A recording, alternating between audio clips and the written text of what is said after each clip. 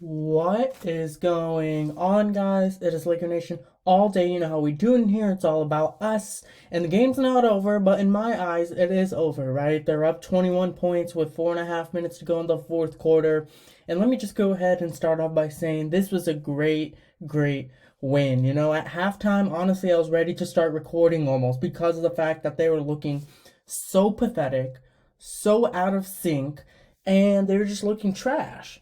But in the third quarter, where the Lakers usually tend to struggle, you saw that they outscored the Kings 37-15. And who was the reason as to why that happened? Russell Westbrook. I can't emphasize this enough. You can look at the box score or whatever the case is, but that's not going to tell you the whole story, right? You might have a player like a Malik Monk or Dwight Howard, right? While they did play extremely well and played big minutes, right?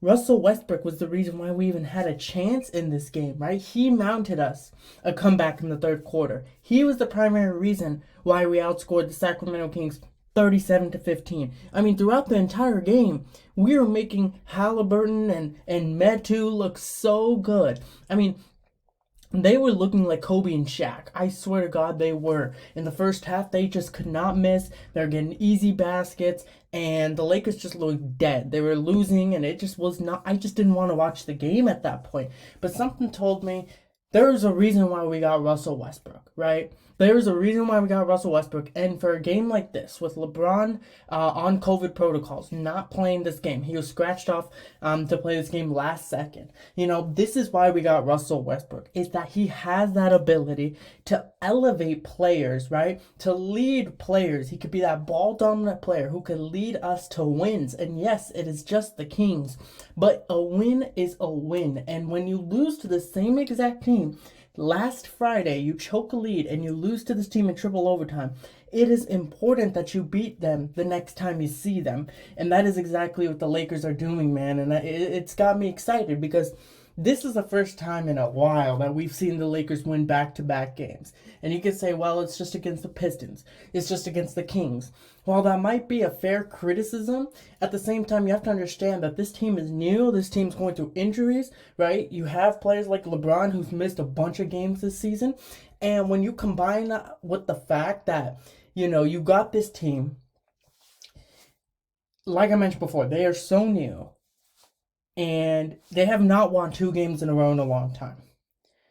It's so hard to just overcome that hump. And when you do, it pays off tremendously. And we saw it in the second half. This team was starting to click together to another level. Russ leading the way. But let's get into the actual game, man, because there's plenty to talk about.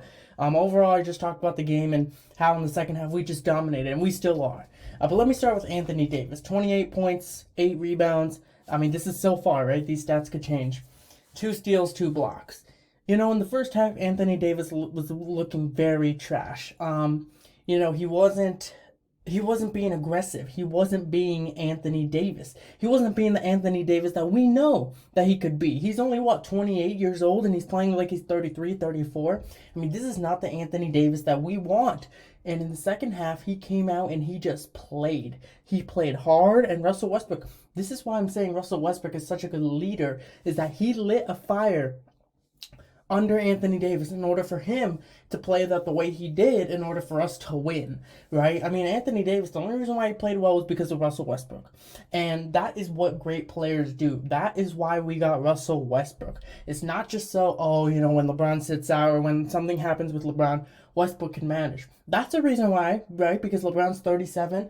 We have to have a player that can sort of take his role, take his spot when he sits out. But at the same time, we need someone who can elevate players, lead players, lift players up from struggles, right? If we had gotten Buddy Hield, this is not going to be happening, right? Anthony Davis would not be playing like this at this level, right? Because I'm not saying Buddy Hield's a bad player or anything. I'm just saying Russell Westbrook's that guy. And let me get to Russell Westbrook, man, because these last 6 games, ever since that Boston game, he's been playing extremely well. Averaging just 4 turnovers a game this season. He's been playing efficiently. He's been taking care of the basketball. He's been leading this team. He has been setting an example, right? He is a very, very competitive player. And you know that there is no way. I know Russell Westbrook got an AD's ear, someone's ear, the team's ear, whatever. You guys are really losing to the Sacramento Kings again. We are really losing to the Sacramento Kings again. You know Russell Westbrook had to have done something during halftime that lit a fire for this Laker team to do what they're doing now. And that's because of Russell Westbrook, right? 23 points, 5 rebounds, 6 assists. Like I said, that stat line might not seem like much, but it's also the off-the-court things that he did. It's the leadership. It's the timely plays. That is not in the box score. So please, if you guys don't watch these games, I don't want you guys to get looking at purely the box score is very misleading. That's all I'm going to say. Okay, and then off the bench you had Carmelo and Dwight. Those are two players, especially Dwight, 12 points, 13 rebounds. I mean, he was someone along with Russell Westbrook who started that run, who was able to, one of our issues has been controlling the boards, right? You think that we got better rim protection, we can get better rebounding, but no, it seems like our opponents always get second chance points. Dwight Howard ensured that didn't happen in the third quarter, which helped Russell Westbrook run the fast break. And then you got Carmelo Anthony, right? I mean, he didn't shoot threes, but he shot mid-rangers, and that just goes to show how effective mid-range shots still are in today's game. People think it's all about the three or nothing, right? But mid-range used to be so valued in the NBA before Steph Curry blew up.